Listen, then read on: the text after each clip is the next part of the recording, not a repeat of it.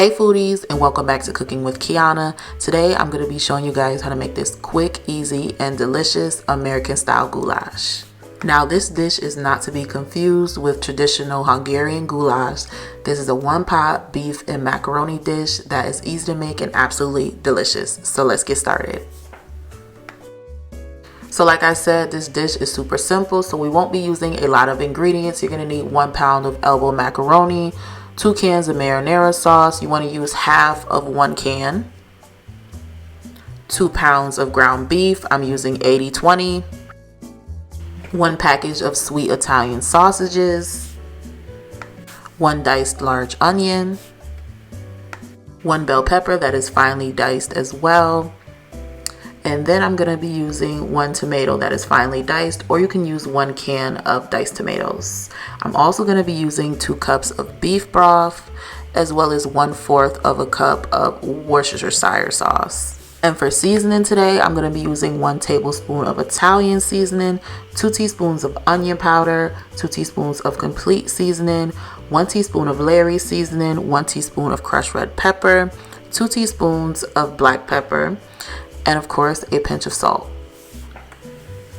Alright, so first we're going to start off by adding that ground beef right into our pan. You won't be needing any oil because that beef contains a ton of fat. Alright, so now that we have our sausages, we're just going to go ahead and squeeze that right out of that casing and dump that right in there.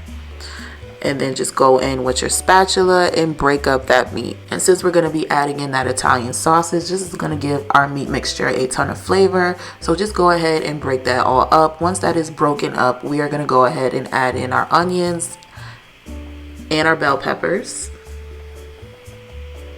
Just go ahead and give that a good stir until everything is well combined. And we're going to keep stirring this up until this starts to brown. Alright, so once it is about almost browned, we're going to go ahead and add in those seasonings and just go ahead and mix that together until everything is well incorporated. Now if you wanted to, you could drain the fat. If you were going to do that, just make sure you drain that fat before you add in the seasoning. Okay, so now I'm going to go ahead and add the meat into my crock pot. Into my crock pot, I'm going to add in the Worcestershire sauce as well as the diced tomatoes. And then we're going to add in 1.5 cans of marinara sauce. Now just go ahead and give everything a good stir. Go ahead and get everything all married in together. And then we're going to add in the 2 cups of beef broth, as well as a tablespoon of sugar just to cut down on that acidity. So just go ahead and give that a good stir as well. Then we're going to go ahead and pop that lid on, and we're going to let that cook on high for about 2 hours.